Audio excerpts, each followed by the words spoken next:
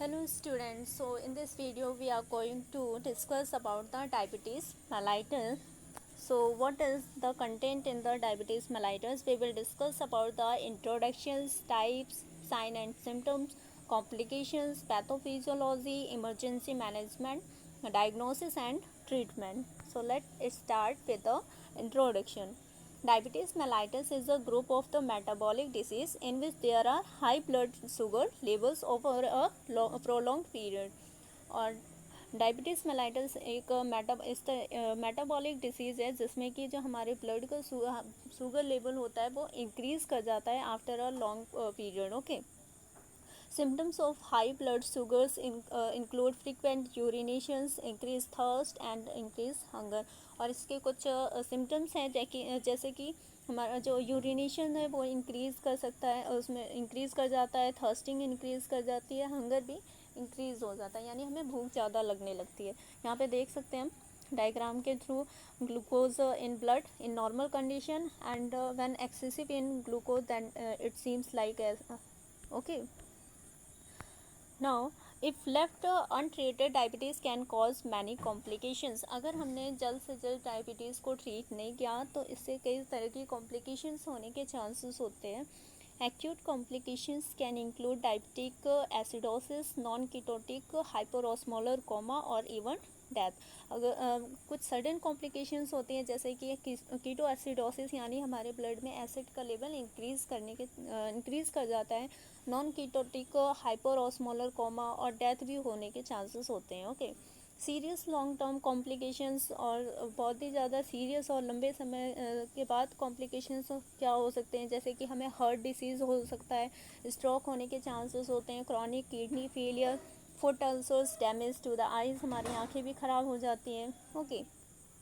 Diabetes is due to either the pancreas not producing enough insulin or the cells of the body not responding properly to the insulin produced. Okay. Diabetes दो तरह से हो सकता है, या तो हमारे बॉडी में जो पैनक्रियाज ग्लैंड है या तो वो इनफ इंसुलिन प्रोड्यूस नहीं कर रही है, या फिर हमारी जो सेल्स है वो इंसुलिन के लिए रेस्पॉन्स नहीं कर रही है. ओके. तो उसी बेसिस पे हमने डायबिटीज़ को 3 टाइप में डिवाइड किया, 3 टाइप में. First is the type 1 diabetes mellitus, second type 2 diabetes mellitus, third is the gestational diabetes. Okay. So let start with what is type 1 diabetes mellitus. Type 1 diabetes mellitus result from the pancreas failure to produce enough insulin. इसमें क्या होता है, जो हमारी pancreas होती है वो enough insulin produce नहीं कर पाती, और this form was previously referred to as a insulin dependent diabetes mellitus, और इसीलिए इसे पहले हम इसे इंसुलिन डिपेंडेंट डायबिटीज़ मेलाइटस भी कहते हैं, क्योंकि इस टाइप 1 डायबिटीज़ मेलाइटस डिपेंड करता है कि हमारा इंसुलिन का लेवल कितना है. ओके. और इसे हम जुवेनाइल डायबिटीज़ भी कहते हैं, क्योंकि ये ज़्यादातर चिल्ड्रंस में ही होने के चांसेस होते हैं. Causes is unknown, idiopathic. Okay. मतलब यहाँ पे कारण हमें नहीं पता कि डायबिटीज़ 1 क्यों होता है. Type 2 diabetes mellitus begins with insulin resistance. इसमें क्या होता है, जो हमारी सेल्स होती हैं वो इंसुलिन के लिए रेस्पॉन्स नहीं करती है. बेसिकली जो इंसुलिन का वर्क यही होता है कि वो हमारे ब्लड के ग्लूकोज के लेवल को कम करता है जब हमारे ब्लड में ग्लूकोज का लेवल इंक्रीज़ कर जाता है. ठीक है. This form was previously referred to as a non insulin dependent diabetes mellitus, और इसे non insulin dependent diabetes mellitus भी कहा जाता है, और ये एडल्ट में होने के ज़्यादा चांसेस होते हैं. Okay. The primary cause is excessive body weight and not enough exercise. और इसका फर्स्ट रीज़न यही है कि यहाँ पे फर्स्ट रीज़न यही है कि यहाँ पे या तो हमारा बॉडी वेट ज़्यादा है या फिर हम एक्सरसाइज नहीं करते. ओके.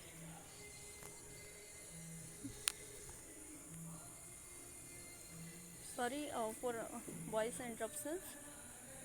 ओके. तो यहाँ पे मतलब यही है कि हमें टाइप 2 डायबिटीज़ मेलाइटस में अपने वेट को मेंटेन करना होता है और एक्सरसाइज भी. Okay. Next is now third type of diabetes mellitus is the gestational diabetes is the third main form and occurs in pregnant women. और ये गेस्टेशनल डायबिटीज़ केवल प्रेग्नेंट वुमेन में ही होने के चांसेस होते हैं, और जबकि उस वुमेन को पहले कभी डायबिटीज़ नहीं हुआ होता है लेकिन फिर भी हो जाता है. ओके यहाँ पे हम कंपैरिजन देख सकते हैं on the basis of features. One set type 1 diabetes में क्या होता है, ये सडन होने के चांसेस होते हैं। ये टाइप 2 डायबिटीज़ होता है, ये धीरे धीरे डेवलप होता है हमारी बॉडी में। Okay, age at onset mostly in children. और टाइप 1 डायबिटीज़ मैंने बोला था कि ये चिल्ड्रंस में होते हैं, जबकि जो टाइप 2 डायबिटीज़ होता है ये एडल्ट में ज़्यादा होने के चांसेस होते हैं। बॉडी साइज़, टाइप 1 डायबिटीज़ में हमारी नॉर्मल बॉडी साइज़ होता है, वहाँ पे थिन और नॉर्मल बॉडी साइज़ होता है। लेकिन जो टाइप 2 डायबिटीज़ होता है वहाँ पे ओबेस होता है जो भी पर्सन इस चीज़ से सफ़र कर रहा है। ओके, कीटो एसिडोसिस हमारी टाइप 1 डायबिटीज़ में कॉमन हो जाता है, जबकि टाइप 2 में रेयर होता है। Okay, auto antibodies usually present और टाइप 2 डायबिटीज़ में ये एब्सेंट होता है। एंडोजीनस इंसुलिन, और जो हम इंसुलिन का लेवल होता है टाइप 1 डायबिटीज़ में तो कम हो जाता है या फिर अब्सेंट होने के चांसेस होते हैं। लेकिन टाइप 2 डायबिटीज़ में इंसुलिन लेवल नॉर्मल रहता है, लेकिन वहाँ पे सेल रेस्पॉन्स नहीं करती है। ओके, तो इस तरह से हम कंपेयर कर सकते हैं। Next is the here you can see here lots of sine and symptoms are diagram. Okay, now learn about the detail what is the sign and symptoms. First is the polyuria, और increase polyuria का मतलब होता है यहाँ पे urination increase हो जाता है। पॉलीडिप्सिया यानी थर्स्टिंग इंक्रीज होती है। Polyphagia increase in the hunger. Okay, symptoms में डेवलप रैपिडली वीक्स और months in the type 1 diabetes mellitus. जो टाइप 1 डायबिटीज़ मेलाइटस होता है उसके जो सिम्टम्स होते हैं वो वीक से मंथ में दिख जाते हैं, लेकिन जो टाइप 2 डायबिटीज़ मेलाइटस होता है वो इतनी जल्दी ऑब्जर्व नहीं होता। Okay, in addition they also include और भी साइन सिम्टम्स हैं, जैसे कि blurry visions, headache, fatigue, slow healing of cuts and itchy skin. Prolonged high blood glucose can cause glucose absorption in the lens of the eye. और अगर लंबे समय से हमारे ब्लड का ग्लूकोज लेवल ज़्यादा है तो फिर वहाँ पे हमारे हो सकता है चांसेस है कि हमारी आँखों की जो लेंस होती है उसमें ग्लूकोज का लेवल एब्जॉर्ब होने की वजह से वो चेंज शेप वहाँ पे चेंज इन द शेप हो जाता है और शेप चेंज हो जाता है, जिसकी वजह से विजन में भी चेंजेस हो जाते हैं। ओके, उसके बाद A number of skin races that can occur in diabetes are collectively known as a diabetic डिमेंट्रोम्स। और कई सारे स्किन रेसेस भी डेवलप होने के चांसेस होते हैं, जिसे हम डायबिटिक डिमेंट्रोम्स बोलते हैं। Complications, what will be the complication? All forms of diabetes increase the risk of long term complications। और जितने भी तरह की ये डायबिटीज़ हैं ये लॉन्ग टर्म कॉम्प्लिकेशंस के लिए रिस्की होती हैं।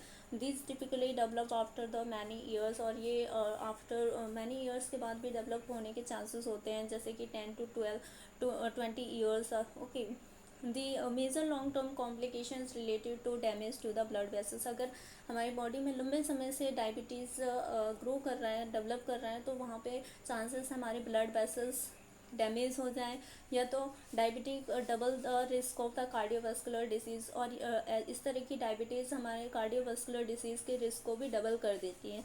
About 75% of death in diabetes are due to the coronary artery disease. और जो 75% ऑफ डेथ होती है डायबिटीज़ की वजह से, उसमें रीज़न यही होता है कि कोरोनरी आर्टरी डिसीज़ हो जाती है वहाँ पे। मतलब कि हमारी जो कोरोनरी आर्टरी यानी कार्डियक मसल्स को ब्लड सप्लाई करती है, वहाँ पे एक्यूमुलेशन हो जाता होगा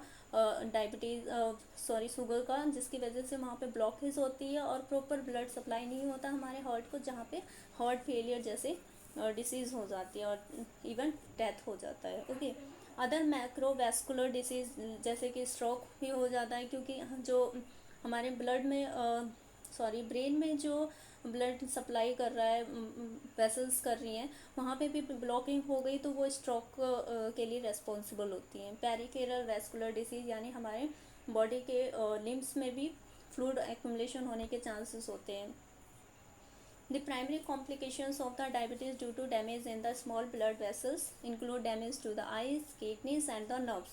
और जो जो प्राइमरी कॉम्प्लिकेशंस होती हैं डायबिटीज़ की, वो ये होती है कि सबसे पहले हमारी ब्लड वेसल्स ही डैमेज होती हैं, जिसकी वजह से अदर डिसीज़ हो जाती हैं, जैसे damage to the eyes, kidney damage and the nerve damage. Okay, damage to the eyes known as the diabetes. Diabetes retinopathy. और अगर हमारे आइज़ में कोई डैमेजिंग हो रही है डायबिटीज़ की वजह से तो हम उसे डायबिटिक रेटिनोपैथी कहते हैं, caused by damage to the blood vessels. और ऐसा क्यों होता है, हमारी जो ब्लड वेसल्स होती हैं वो डैमेज हो जाती हैं रेटिना की, and can result in gradual vision loss. और उसकी वजह से धीरे धीरे विजन लॉस होते होते एकदम से ब्लाइंडनेस होने के चांसेस होते हैं। Damage to the kidney known as a diabetic nephropathy. और अगर हमारी किडनीज में डैमेजिंग हो रही है तो उसे हम डायबिटिक नेफ्रोपैथी कहते हैं। Can lead to the tissue scarring, यानी वहाँ पे टिश्यू जो स्टिफ हो जाएंगे, स्कैर हो जाएंगे, यूरिन प्रोटीन लॉस, और हमारी यूरिन में प्रोटीन का लॉस ज़्यादा होने लगेगा, इवेंचुअली क्रॉनिक किडनी डिसीज़ होने के चांसेस होते हैं, समटाइम्स रिक्वायरिंग। और इस वजह से हमें डायलिसिस और किडनी ट्रांसप्लांट की ज़रूरत पड़ जाती है। Damage to the nerves of the body also known as a diabetic neuropathy. और अगर हमारे नर्व्स में कोई डैमेजिंग हो रही है डायबिटीज़ की वजह से तो हम उसे डायबिटिक न्यूरोपैथी कहते हैं। Is the most common complication of the diabetes, और ये सबसे कॉमन कॉम्प्लिकेशंस होती हैं डायबिटीज़ की। तो पैथोफिजियोलॉजी क्या होती है, जैसे मैंने पहले भी बताया, insulin is release into the blood by the beta cells found in the islets of the Langerhans in the pancreas. जो पैनक्रियास की बीटा सेल्स होती हैं, जिसे हम आइसलेट्स ऑफ द लैंगरहैंस भी कहते हैं, वहाँ पे वो बीटा सेल्स काम करना बंद कर देती हैं, डैमेज हो जाती है, जिसकी वजह से प्रॉपर इंसुलिन रिलीज़ नहीं होता। और अल्टीमेटली जो इंसुलिन होता है वो ग्लूकोज के लेवल को कम करने के लिए रेस्पॉन्सिबल होता है। अगर वो डैमेज हो जाएगा तो ग्लूकोज का लेवल अनकंट्रोल हो जाएगा, और इसकी वजह से वो ब्लड में राइज कर जाता है इसका लेवल। और अगर lower glucose level result in the decrease insulin release, और अगर हमारे ब्लड का ग्लूकोज लेवल कम है तो वहाँ पे इंसुलिन अपने आप ही काम करना बंद कर देगा, और वहाँ पे फिर दूसरा हार्मोन रेस्पॉन्सिबल होगा ग्लूकोज के लेवल को इंक्रीज करने के लिए, that is the glucagon. Glucagon release करती है पैनक्रियाज की अल्फा सेल, ओके। और ये इंसुलिन के बिल्कुल अपोजिट मैनर में वर्क करता है। यहाँ पे चार्ट के थ्रू देख सकते हैं, if the amount of the insulin available is insufficient, अगर इंसुलिन का लेवल इनसफिशिएंट है, या फिर वो सेल्स हमारी इंसुलिन के लिए रेस्पॉन्स नहीं कर रही हैं, या फिर इंसुलिन खुद उसमें कुछ डिफेक्ट है, उसकी वजह से क्या होगा, the glucose will not be absorb properly by the body cells, और इससे ग्लूकोज हमारी बॉडी में एब्जॉर्ब नहीं होगा, है ना, फूड से। तो क्या होगा, अल्टीमेटली वो ब्लड में ही फ्लो करता रहेगा, और इस वजह से ब्लड का ग्लूकोज लेवल इंक्रीज कर जाता है, एंड पुअर प्रोटीन सिंथेसिस होने लगता है, break down of the fat storage, और फैट का स्टोरेज जो फैट स्टोर होता है उसका ब्रेक डाउन होने की वजह से वहाँ पे एसिडोसिस हो जाता है, यानी कि एसिड कंटेंट ज़्यादा होने लगता है हमारे ब्लड में, okay. And the glucose concentration in the blood remains high over time, the kidney will reach a threshold of reabsorption। और अगर हमारे जो ब्लड में ग्लूकोज की कंसंट्रेशन लंबे समय से ज़्यादा ही रहती है तो किडनी रीएब्जॉर्प्शन का काम शुरू कर देती है, जिसकी वजह से वो ग्लूकोज यानी हमारे यूरिन में आना शुरू हो जाता है, जिसे हम कहते हैं glycosuria. This increase the osmotic pressure of the urine. इस वजह से क्या होता है, जो ग्लूकोज हमारे यूरिन में आना शुरू करता है तो क्या होता है, वहाँ पे ऑस्मोटिक प्रेशर इंक्रीज करने की वजह से हमें पॉलीयूरिया हो जाता है, यानी बहुत ज़्यादा यूरिनेशन होने लगता है, ओके। इंक्रीज फ्लूइड लॉस, जिसकी वजह से हमारी बॉडी से फ्लूइड लॉस होगा, डिहाइड्रेशन होगा, अल्टीमेटली हमें थर्स्टिंग होने, हमारी जो थर्स्टिंग है वो इंक्रीज कर जाती है, okay. So you can here understood, okay, in detail I have. Now emergency management, how we can manage hypoglycemia। Initial sign, जब हमें हाइपोग्लाइसीमिया यानी हमारे जो ग्लूकोज का लेवल है वो कम हो जाता है, इसकी वजह से क्या होता है, इनिशियल साइन क्या आते हैं, मूड चेंज, डिक्रीज स्पॉन्टेनिटी, कुछ भी करने का मन नहीं करता, हंगर, वीकनेस होने लगती है, फॉलोड बाय स्वेटिंग होगी, इनकोरेंस होगा, जो ब्लड का हार्ट बीट है वो इंक्रीज कर जाती है, रिजल्ट इन अनकॉन्शियसनेस, जिसकी वजह से अनकॉन्शियसनेस होता है, या फिर हाइपोटेंशन, हाइपोथर्मिया, यानी कि हमारे बॉडी का टेम्परेचर बढ़ जाता है, सीजर्स होने लगते हैं जिसे एपिलेप्सी भी कहते हैं, कोमा, और फाइनली डेथ भी होने के चांसेस होते हैं। 50 grams of fast acting oral carbohydrate, यहाँ पे हम क्या कर सकते हैं, मतलब कि मेजर्ड ब्लड शुगर्स, ब्लड का शुगर लेवल हमेशा हम क्या कर सकते हैं, मैनेज करना पड़ेगा, देखते रहना है, okay. 50 grams of fast acting oral carbohydrate, मतलब कि हमें इस तरह के इतना कार्बोहाइड्रेट लेना ज़रूरी है, उससे ज़्यादा नहीं। Loss of consciousness, glucagon 1 mg। Okay. Emergency management, severe hyperglycaemia, अगर ग्लूकोज का लेवल ज़्यादा हो जाता है, prolonged burn set ketoacidosis में develop with nausea, vomiting, abdominal pain, acetone odour. Okay, difficult to different hypoglycaemia और हाइपरग्लाइसीमिया।